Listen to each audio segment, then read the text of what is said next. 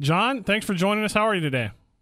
I'm good. Thanks for having me. Yeah, obviously Alabama moved quickly to get a baseball coach, one that has deep ties to the University of Kentucky. Was there from 2004 to 2015, some successful Kentucky teams.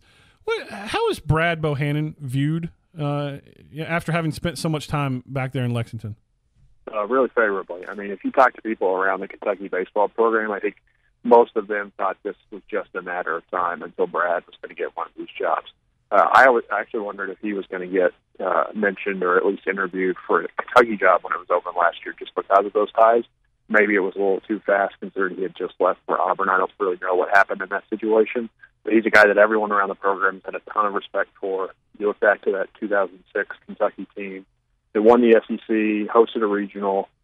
Jon Cohen was the head coach, and the assistants on that staff were Bohannon, Gary Henderson, who obviously eventually became Kentucky's coach, and Nick Mingione, who's now Kentucky's coach.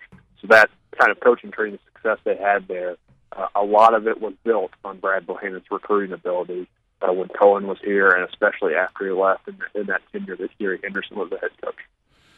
Yeah, John, that's what I keep hearing. I keep reading. I've talked to people behind the scenes, and that word recruiting keeps coming up. What do you think makes him such an effective recruiter?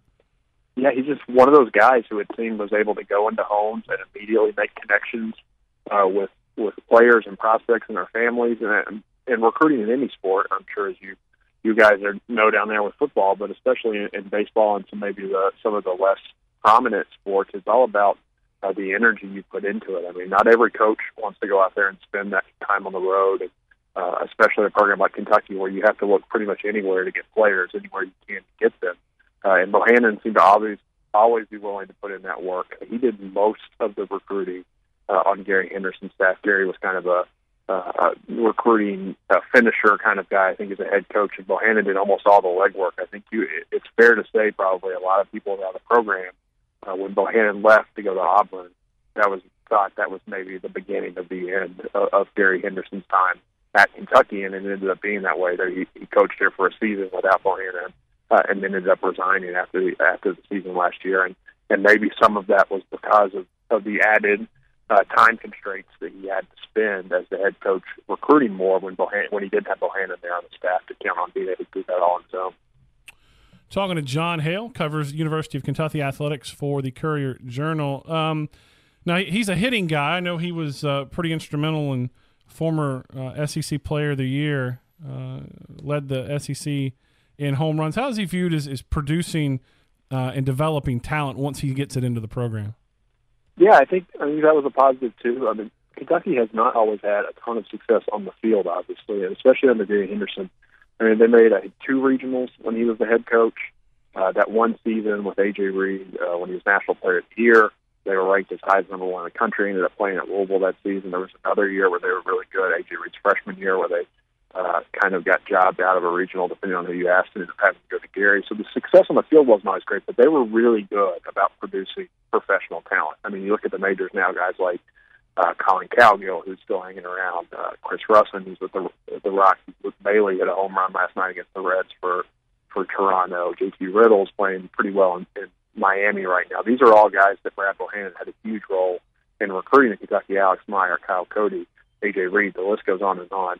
And it was a team effort once they got on campus, in terms of Gary Henderson was mostly behind the pitching in terms of developing those guys.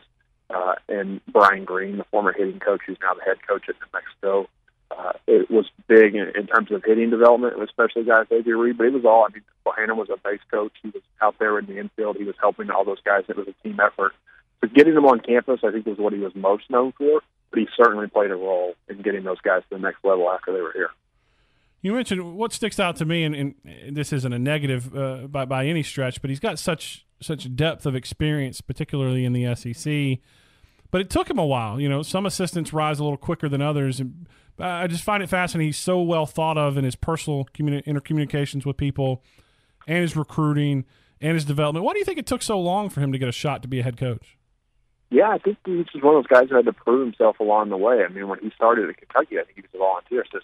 Correct me if I'm wrong there, and he just worked his way up. I actually asked Nick Mingione today at their NCAA presser about Bohannon getting that job, and he made a comment about when they were together in 2004, 2006, you assume everybody wants to be a head coach, and he wasn't 100% sure if Brad wanted to be a head coach then, but obviously as you go on your career and to put in as much time as he had, that made it all the more sweeter now that he was there. And that's why Nick said he was especially happy for Brad getting this opportunity, because he had put in so much work and so many years as an assistant.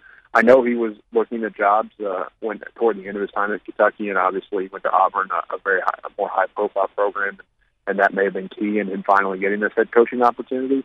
Maybe it was a matter of just waiting for the right job. You don't want to just take any job and get stuck in a program that you can't win at. But it seems to have worked out for him all the way around now. Talking to Jon Hale, covers University of Kentucky athletics for the Louisville Courier-Journal. That's tough to say back to back to back.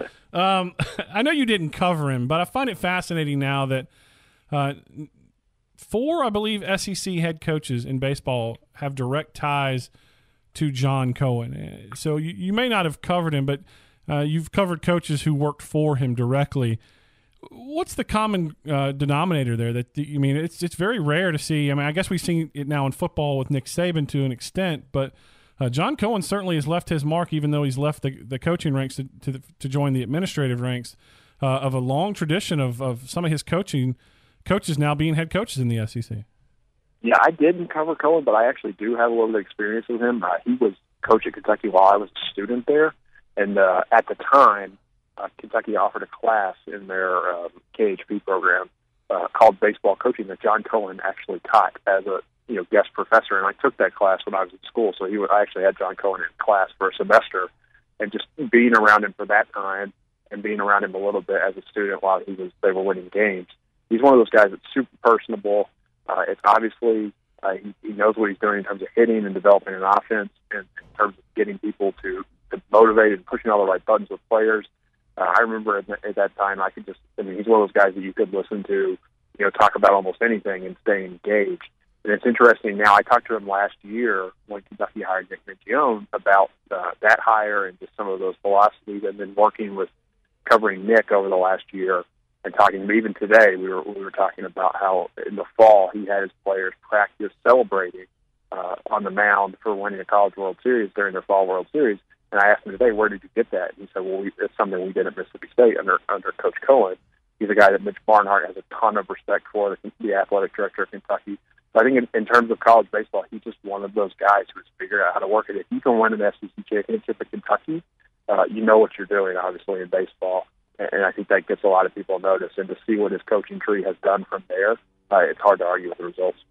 Yeah, you kind of hit on where I was going next in that, Kentucky, I think, in some ways struggles in college baseball the way Alabama does in terms of, Alabama doesn't have a lottery to supplement its scholarships.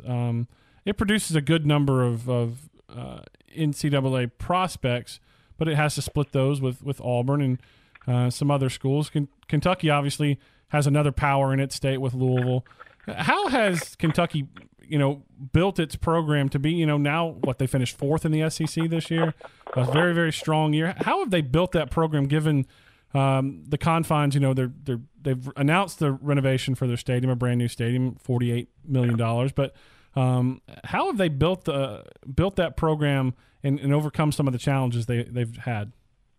Yeah, I mean, a lot of it is talent. I mean, I think coaching was obviously a huge deal when Cohen was here, and they got the guys on campus and then developed them into really good players, and it all kind of worked out at the same time.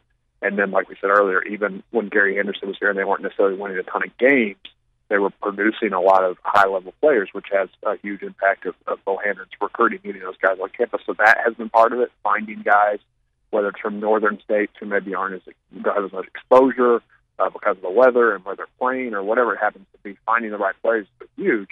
And now that Mingione has taken over the program this year, I think they found the right coach who has that kind of personality in terms of to be a leader of a program, to be the face of a program and a promoter, and to get people excited and to push the right buttons and motivation and all those sorts of things. That's probably another good sign for Brad Bohannon in terms of they learn from the same guys. They know the same strengths and weaknesses of these programs. So I think it's going to be huge for this program moving forward for Kentucky, and we'll see how Mingione develops as himself as a recruiter and gets his own players on campus. But a lot of these guys who are juniors and seniors who are playing such a big role for Kentucky this year were among the last guys that Brad Bohannon recruited when he was on campus.